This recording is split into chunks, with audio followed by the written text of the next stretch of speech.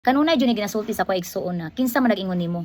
Kinsa man nagsugo sa imo na manangyaw. Unsa may yung ebidensya? O ngita tag ebidensya. O kung atong basahon diri sa John 1:13, nagsulti ang Ginoo diri na siya mismo ang nag-ingon. Dili na ta kailangan ebidensya pa o reference na kinsa nagsugo, kinsa nagsulti.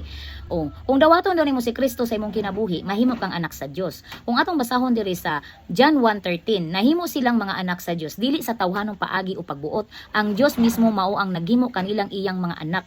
So karon ang Dios mismo ang nagsulti. Ang Dios mismo nag-ingon na manangyaw mi. Ang Dios mismo nag-ingon na isangyaw yang pulong. Ang Dios mismo nag-ingon na mahimo kang matarong kung dawaton nimo si Kristo sa imong kinabuhi. Ang Dios mismo naghimo kanato na mahimong anak niya. Wala na tay kailangan ebidensya pa na kinsa nag-ingon o asa imong papel o dili na nato na kailangan. Ang imong pagtuo lang kamo ug ang Dios ra.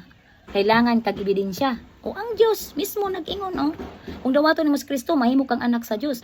So tanan ihatag sa imuha, manangyaw na ka, magpasalamat na ka sa Ginoo, isulti na iyang mga pulong. Well, dili na ta kailangan ebidensya pa kinsa nag-ingon. Ang Dios na mismo nag-ingon dili tawhanon. Natuo ka sa Dios. Ana na God bless.